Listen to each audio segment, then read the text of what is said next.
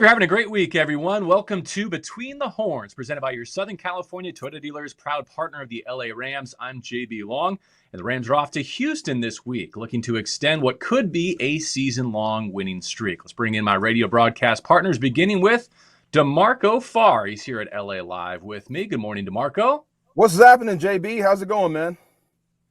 Ready to fly? Yeah, ready to fly. I hope we don't get into another street fight with another desperate football team, but I think that's what's about to happen. What's Halloween looking like at the Farr household? Costumes, trick-or-treating, supplies? You know, we had one of those very expensive visits to the dentist about 4 months ago for my 6-year-old, so it's looking pretty sugarless at my house. But we've got the stuff up. We've got a lot of decorations. We've made up for it. So a lot less sugar, a lot more styrofoam. All right, so Halloween 2021, restrained by the dentist. Understandable. How about Maurice Jones-Drew? I think he's got a new hoodie on this week that I saw earlier. I kind of like it. Maurice. Yeah, it's just like the new version, but throwback. This might be from a couple years ago. So it's all good. I'm just waiting to get the new gear like you all. But, hey, I'm here. I'm excited. And you got some youth football Saturday before you hit the road to Houston? I do. I have. We're in the playoffs. First round of the playoffs Saturday. Oldest son plays at 3. Youngest one plays at 7 p.m. under the lights. Then I'm on a flight to Houston. I'll see you guys first thing in the morning.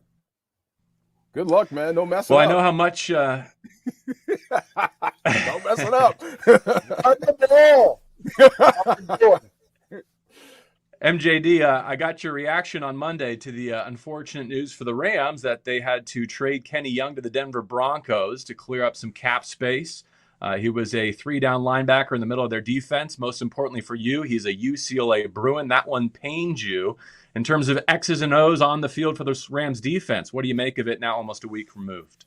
Well, I think that's what hurt me more than anything, that he was playing so well, right? The energy that he was bringing to the game, the way he was filling the holes, the chase down. Yeah, he made some mistakes here and there, but he was flying around. I mean, I felt like he started the season probably the best we've seen at that position since Corey Littleton.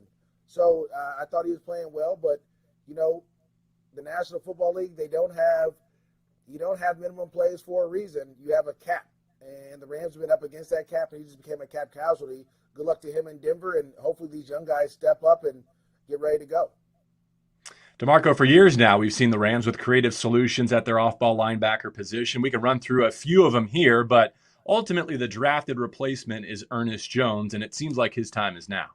Yeah, it has to be. I was just thinking, where have you gone, James Laurinaitis, when you had a middle linebacker that would line up, for you for 8 years in a row or something like that? So you've gone from Alec Ogletree to Corey Littleton, now to Kenny Young, and now to Troy Reeder, we hope, or whoever else, and Ernest Jones. But when you can release a guy like Kenny Young, and it still doesn't make sense football-wise, you didn't get better as a defense releasing Kenny Young. I think we can honestly say that. He was balling. So when the financials and the business side of it kind of get in front of the sport, it's frustrating. It's frustrating for the guys in the defensive room, but it's something you got to overcome. You have to kind of, how do you say it, assume or act as if Kenny Young got hurt and was knocked out of the game and you lost him for the season.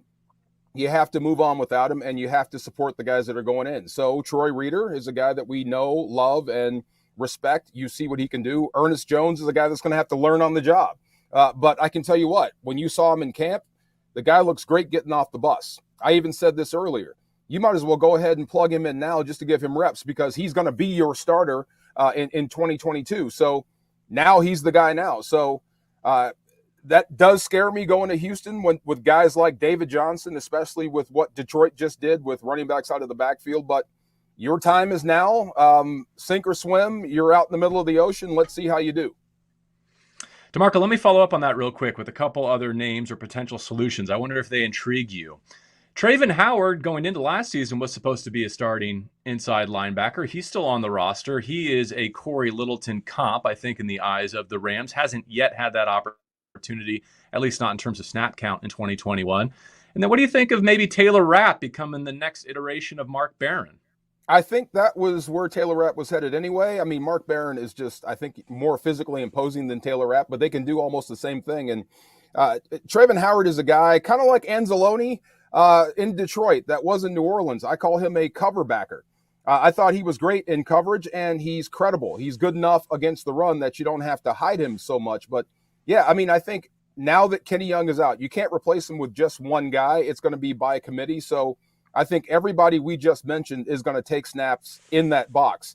And you're going to have to be counted on to take on guards, take on tackles, take on whoever tight ends they send to block you and make plays in the run game, and then have the opportunity to do what you do best, cover in space, make plays in the passing game. Maurice, here's the thing, is coming off of that kind of check down game against the Detroit Lions with DeAndre Swift and company, I think coverage is a sensitive subject right now, and I have no idea what's coming at Houston, right? They still have to resolve their quarterback situation. They just traded Mark Ingram to the Saints. So in terms of what they get schematically and what they need at middle linebacker, we'll find out on Halloween. But beyond that, we know what they're getting, because next is Derrick Henry coming to SoFi Stadium, and then the 49ers behind that before the bye. Yeah, I think DeMarco said it best. For Ernest Jones, it's going to be swim, right? There is no floaty. You're in the middle of the ocean. You have to swim. You have to find a way. And I think that's the only way to play in the National Football League. That's the only way you can find out if a guy can really play or not, is by throwing him in there and against some of the tougher competition.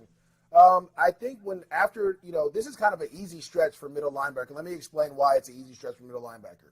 The Houston Texans, if Tyrod plays, they only can do so much, right? They're limited talent-wise around him. When you get to Derrick Henry, middle linebacker, all you're worried about is the run. We don't even want you dropping back. We're going to lock up on the outside, and we're going to double team one, Jalen Ramsey cover the other. You have to stop the run. That's how you have to play the Titans. And then when you play the Niners, guess what? Stop the run and then stop Deebo Samuel. It's very simple for you. So if I was going to make a change, it would be around this stretch, because it's simple football. It's not like you're playing the Cardinals where there's guys going all over the place. You got to make checks, cover Kyler Murray, cover Chase Edmonds out of the backfield, cover their tight end. No, this is a very simple style of football that will be played the next couple weeks. And you can kind of get his feet wet and see if he wants to tackle, right? Do you want to tackle Derrick Henry? Do you want to go in there and hit the Niners offensive lineman in the mouth play after play after play to stop the run? But this is the other thing, too, and I'd like to say this.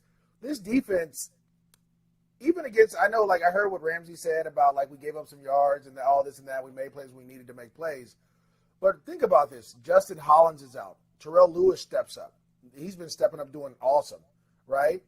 Then you go now to Kenny Young. The next guy has to step up and make plays. This is what they've done all season long. When guys go out or guys are getting banged up, guys are stepping up. So it's time now for this young rookie that you've invested in to come in and make plays. And if it's not him, if it's Trayvon Howard, it's time for whoever comes in this position to step up and make plays and replace Kenny Young where there isn't a look, right, or a thing. JB, I got to say this real quick with that highlight. Defenders, if somebody gets their hand on the football, get a block. Pick up a block. Return that thing to the house. My goodness. Oh, you want to go? Well, hold on. Wait. Hold on. You want the defense to score now? I told you, if you have a chance to take it to the house, do so. A fumble in the middle of the field, fall on it. We're done with that argument. We're done. You've converted him, MJD. That's all I want. I'm just saying, get a block. Turn some of these picks into points, man. Score yourself on defense. Come on now. For those of you listening to the podcast later this week, they just showed the Aaron Donald hit on Jared Goff and the Jalen Ramsey interception at the goal line from Week 7 against the Lions. All right, for the second week in a row, now the Rams' opponent is riding a 6-game losing streak. DeMarco, I think you used the expression a street fight, and last week the Lions brought all kinds of different weapons that maybe the Rams were anticipating but did not deal with in terms of the kicking game. What has this week been like in the special teams meeting room, and how might the experience of Week 7 benefit them in Week 8 going to Houston? Interesting. You've heard the old baseball adage, you never punch a drunk with your pitching hand, right? Right?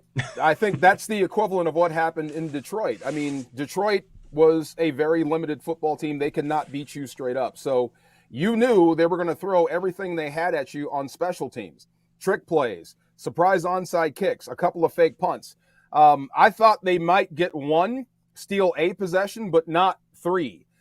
So when we start talking about the health of this football team and how beat up they are because you just went toe-to-toe with Detroit, this is the stuff that infuriates me, because This is the stuff that you can control. Troy Reader missing a surprise onside kick, I get that. That one goes right by you. That second or that first fake punt, we'd have to coach on that. I'm not sure how exactly you cover that as a guy that's covering a gunner that breaks off into a route. That's tough. The third one, come on, guys, really?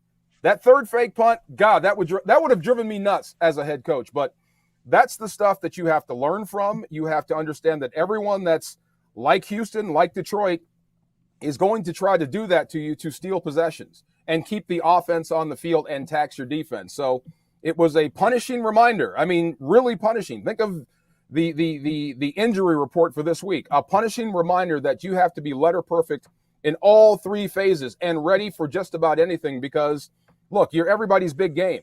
They can't beat you straight up. It's tough to block Aaron Donald. It's tough to stop Matthew Stafford. But one thing you can do is steal possessions on special teams and make the game closer than it should be. Joe DeCamillis hasn't had headaches like these since Maurice Jones-Drew was returning kicks from him in Jacksonville, right? No, listen, JB, you're exactly right.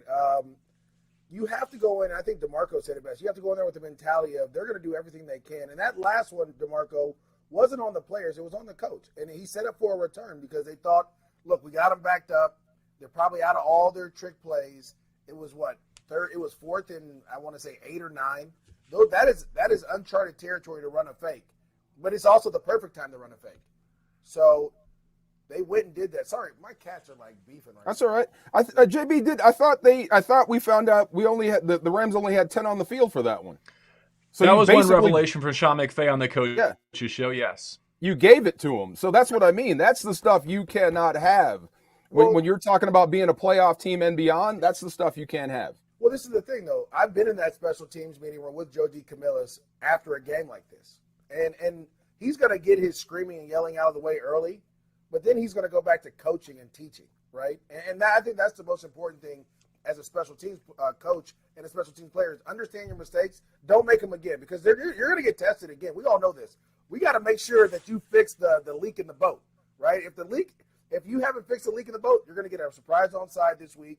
You're going to get some punt return fakes. You got to be ready to stop it and shut it down for other teams not to keep doing it because you showed it. So I think they'll be coached up, ready to go. And again, I think every game you got to be prepared for that. Team, even when the Titans come into town, Mike Vrabel he's going to want to steal a possession. Everybody's going to want to do that because how efficient and to be honest, how well the offense has been playing. They're going to want to steal a possession and try to win the game. All right, let's transition to a little bit of offense now. And going to Houston, the Rams are coming off their least efficient rushing performance of the season against the Detroit Lions. Just 2.5 yards per carry. I wonder how much of that is Johnny Mutt effect, right? They basically went exclusively 11 personnel with Tyler Higbee going the distance. Detroit did some things up front to Marco that I thought were impressive. That may be the strength of their team, led by Michael Brockers. But still, with where the Rams are in their offensive evolution, you would expect more from the running game bouncing back here against the Texans. Oh, absolutely. I was okay with the run game. Sean McVay wasn't. Remember in the coaches show, he almost punched me in the eye. Why were you okay? Because I thought they were consistent. I thought they kept Detroit honest. I didn't think that Aaron Glenn, the Detroit defensive coordinator, was allowed his guys just to pin their ears back and come after Matthew Stafford. They had to play it honest. Now, they played the run a lot better than a lot of people thought, especially on the perimeter. So give them credit. But I thought the run game was solid.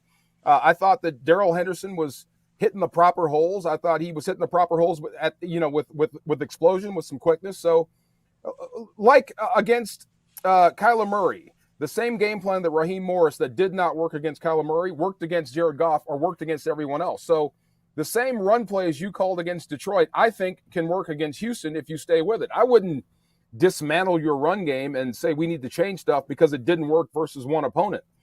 Stay with it. I thought you had hat on a hat. I thought they made more plays than you did. But if Darrell Henderson or Sony Michel makes that guy miss instead of going down on first contact, some of those runs are 6 and 7 yards plus. So stay with the run. I thought it was okay. Well, can I jump in real quick? Let's remember the Rams struggle with big defensive linemen. They're the big physical guys that don't move. Michael Brockers, Fletcher Cox. That offensive scheme, because the line is they're more agile than they are strong, you're going to struggle with that. And we talked about this, JB, before the thing. That is going to be a matchup to watch is Can Michael Brockers and his defensive line hold the line of scrimmage? And they did. And so I get it. You want to get removal, but physics tells us it's hard for, I don't know, let's say Allen, your center, to remove Michael Brockers. That ain't going to work. That's his pure size and strength. That's just not going to work. So you have to find other ways to do it. I'm with DeMarco. I was good with the running game. You know why? Because you kept running it, and it opened up your play action pass. There's going to be games like that. There are going to be games where teams try to stop your running game, and it opens up the pass. And there's going to be games where the teams try to stop your pass, and it opens up your run. So you just got to stay consistent with how you're calling it. Try to keep the same number of runs every week so that you can keep them honest and they can't just play one side or the other. But we knew going in, JB, that it was going to be a tougher one because they're just a bigger front than the offensive line. And remember, the Rams offense had the ball for 27 minutes. The Detroit stole a bunch of possessions, so that's going to just truncate everything. You know what I mean? So I think the run game was okay. Yeah. I guess what we're not seeing a lot of, at least this past week we hadn't, was, early down runs that put you on or ahead of schedule and then make you lethal on second and medium or third and short, right? Like Matthew Stafford had some really impressive throws on third down beyond the sticks. And that's really what he brings to this offense. But I think in a more favorable game, time, and score situation, even if you're in 11 personnel, even if you are spreading the field out, Maurice, you should be getting lighter boxes, for Darrell Henderson to capitalize on. It's not like we haven't seen this movie before in 2017 and 18 when the Rams were one of the most efficient running games in the league. Yeah, I think this last game wasn't about lighter boxes. It was just literally the defensive line, and DeMarco knows this. If your defensive line's a two-gapper and they can play both gaps because they're stronger than the offensive line, it's always tough to run. And when you look at what Detroit had up front, they were bigger dudes. It's just a different brand of football. They were bigger guys. They wanted to be physical. And so that happens. But don't ever go away from it because Darrell Henderson started to pop them late in the game. He didn't break a big one, but he started getting gashes of 8 and 10 late in the game, and that's what you want. And again, DeMarco said you didn't have the ball. So in that situation, you gotta kind of figure it. Like we always, I had a coach, right? I got to tell you, I was a coach in college. One day he told us a story about this turtle, how he was driving, he saw it on a post, and I don't need to bore you with the story, but at the end of the day, he was like, you got to find a way. The turtle found a way to get on the post to see where he was going. We got to find a way to get up there. Yeah, I love coaching stuff. Yeah. The Rams found a way to win the game, and that's the most important thing, right? You found a way to win. You can make your corrections off a win. The key is how can we get better? How can we run better versus these bigger guys? Because as we know, as we get down the line, the Niners have bigger defensive linemen. Like some of these other teams that the Rams struggle with have bigger dudes. We need to figure out a way to get the run game going with that. Well, I would say as a defense, man, it's a lot easier to play ball when you're handed 10 points. With the first time Matthew Stafford, Cooper Kupp, the offense stepped on the field, they were down 10 points. That's going to change everything and fire up the D. So a little bit easier that way. But I love these coaching stories. Who was the coach that just said something about growing flowers? This is how we grow. I mean, I love this stuff. Dick Vermeil used a flashlight and it got our attention. It was great. Yeah. To finish with the theme of finding a way that Maurice just introduced, there is some adversity. The Rams are banged up right now, more so than they have been all season. We'll find out about the status of left tackle Andrew Whitworth, whether or not Joe Noteboom is pressed into service. DeMarco Sebastian, Joseph Day on the defensive front, another name to watch among the injuries going into this week. One more week without Darious Williams at corner. Robert Rochelle also suffered a knee injury against the Lions. But look, if you're the team that you think you are and you have the strength and depth that the Rams believe they do, this is a find a way week against the lowly Houston Texans. Oh, I would agree. I would say sew up special teams. And I would be shocked if anything funny happened this week on teams, really. Because, I mean, once you see fakes the next week, you're going to be prepared for it, so it's going to be hard. Maybe they have another wrinkle we haven't seen. But straight up, I don't think Houston can beat you. Now Lovie Smith's defense, that Tampa 2, look, they do have 9 takeaways. And they forced 8 fumbles, but they've only recovered 2. So this is an opportunistic defense that's trying to take the ball away. But straight up and down, Rams, even shorthanded, even if you're down Whitworth, I don't think Houston's defense will give you that much of any pushback. And offensively, and Maurice said it, this offense of Houston's is very, very limited. Even when they're going with Davis Mills at quarterback. When they are functioning on every cylinder, when they're firing on all cylinders, I still think they're a middle of the road offense. So this is a team that you can go down even shorthanded and win. But the one thing you can't do is help them. You can't turn the ball over, and you can't have any of these mistakes on special teams. All right, so Maurice, if that means a bit of Joe Noteboom, if that means Bobby Brown making his debut on the defensive front, if that means more Terrell Burgess mixing in, or who knows what at corner, so be it. You're not going to get any sympathy from a Houston Texans group that's trading away their best running back here as the deadline approaches. Well, not only did they trade away their best runner, they let go of their best pass rusher, Whitney Merciless, who ends up going to Green Bay. They're in a rebuild, right, in this situation. They're trying to figure out. They have their own issues. Let's just put it. They got a lot of issues over there, right? So they still have distractions going on. Are they going to trade Deshaun Watson? All this stuff. Is Tyrod back this week? All these different things. For me, if I'm the Rams, we're just focusing on how we can get better as an organization, as a team, right? As players, individually. Can I play better than I did last week? Can I do better? If it's Joe Noteboom at left tackle, guess what? He's played there for a stretch of time where we didn't hear his name called. So we know you can do it. We need you to play like that. If it's your young rookie coming in from the defensive line, Bobby Brown, guess what? Stop the run. That's it. Your job is to stop the run and allow everything else to go. Simplify the game plan or these guys' jobs for them so they can play fast, right? If it's your young linebacker, same thing.